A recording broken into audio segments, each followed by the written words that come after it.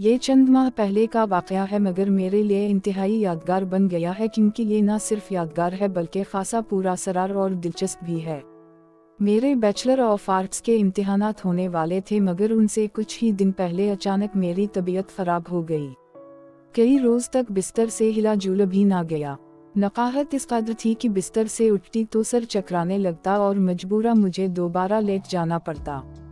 इस सब में पढ़ाई भी डिस्टर्ब होकर रह गई थी। डॉक्टर की हिदायत पर मुसलसल कई रोज़ दवा खाने के बाद कुछ इफाका हुआ। इस दौरान मेरा एक हफ्ता ज़ाया हो गया था और कमज़ोरी अलग महसूस हो रही थी। इम्तिहान से एक हफ्ता कबल अम्मी ने मुझे सख्ती से हिदायत की कि रोज़ रात को दूध पीकर सोना है और रात देर तक पढ़ाई नहीं करनी। जो तैयारी करनी है वो सुबह उठकर कर लेना। अम्मी रोज़ रात को दूध उबालने के बाद दूध वाली गड़वी मेरे कमरे में ही रख देती थी, ताकि ज़रा ठंडा होने पर मैं उसमें से एक गिलास निकाल कर पी लूँ और बाकी दूध फ्रिज में रख दूँ। चुनांचे में ऐसा ही करती। ये 2 रोज़ बाद की बात है। मैं पढ़ाई ख़त्म करने के बाद उठी, दूध वाली गड़वी से दूध निकालकर गिलास में डाला और खुद पीने के बाद ये सोचकर लेट गई कि अभी दूध गर्म है, थोड़ी देर बाद उसे फ्रिज में रख दूंगी। जाने किस वक्त मेरी ऊँख लग गई और मैं गहरी नींद सो गई।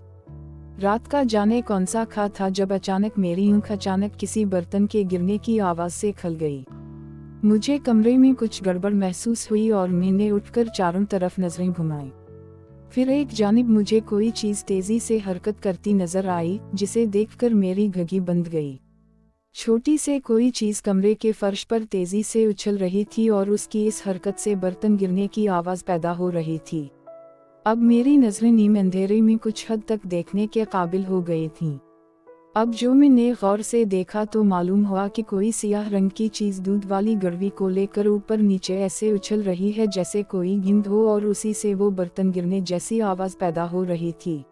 मगर अभी तक मैं ये बात समझ नहीं सकी थी कि आखिर वो क्या चीज़ है। अब शायद इस सियाह चीज़ को मेरी मौजूदगी का एहसास हो गया था और उसने ज़्यादा ज़ोर ज़ोर से उछलना शुरू कर दिया। मैं अगरचे बहुत खौफजदा थी, मगर ना तो चीख रही थी और ना ही कमरे से भागने की कोशिश ही की थी। फिर मैंने हिम्मत जुमा की और उठकर कमरे की लाइट जला दी। अब मंजर वाज़ेह था। सौम्य ने गड़वी की तरफ बगौर देखा। ओह! बेइख्तियार मेरे मुंह से निकला। सियाह रंग की बिल्ली गड़वी में मुंह फंसाए बैठी थी। अब चूंकि उसका मुंह गड़वी के छोटे से मुंह में फंसकर रह गया था, इसलिए वो अपनी झुंझलाहट उछल कूद कर दिखा रही थी। कमरे में इधर से उधर उसकी भाग दौड़ एक अजीब मंजर पेश कर रही थी और मुझे समझ नहीं आ रही थी कि मैं क्या करूं। बिल्ली की कोई मदद करूं या उसे पकड़ूं, कुछ समझ नहीं आ रही थी। बिल्ली इस कदर इश्तियाल में थी कि उसे पकड़ना भी मुमकिन ना था। इस दौरान मेरे कमरे से आवाज़ें सुनकर अम्मी और भाई भी आ गए। अब सबके सामने वही मंजर था जिसे मैं कई मिनट से देख रही थी। किसी को भी मेरी तरह इस सूरत हाल का हल समझ नहीं आ रहा था। फिर कुदरत ने खुद ही इसका हल निकाल दिया। भागती हुई बिल्ली अचानक दीवार से टकराई और फिर उसने जोर से अपने सर को झटका दिया। तभी इसका सर गड़वी से निकल आया। कुछ देर के लिए बलीग ठटकी, जैसे वो भी मंजर देखकर हैरान हुई हो, और फिर उसने हम सबको हैरान करते हुए कमरे में लगे कूलर की तरफ दौड़ लगा दी। मगर जल्दबाजी में वो कूलर के ऊपर लगे हार्ड बोर्ड में उलझ गई और उसे दोबारा वापस आना पड़ा। अब उसके तेवर और खतरनाक थे। वो गौरती हुई इधर उधर भाग रही थी और उसे रास्ता नहीं मिल रहा था। फिर वो मेरे कमरे से बाहर निकली और टेलीविजन लाउंज की तरफ दौड़ी। अब भाई ने आगे बढ़कर टेलीविजन लाउंज से बाहर जाने वाला दरवाज़ा खोल दिया। बिल्ली फौरन इस तरफ आई और बाहर निकल गई। यूं ये मामला ख़त्म हो गया।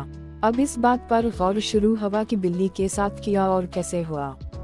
सबकी मुश्तरका तफ्तीश से ये बात सामने आई कि रात किसी वक्त बिल्ली कूलर के रास्ते से मेरे कमरे में आई थी और उसने दूध की खुशबू से मजबूर होकर गड़वी के अंदर पड़ा हुआ थोड़ा सा दूध पीने के लिए अपना मुंह अंदर तक घुसा दिया था। बस फिर इसके साथ वही हवा जो ऊपर बयान कर चुकी हूँ।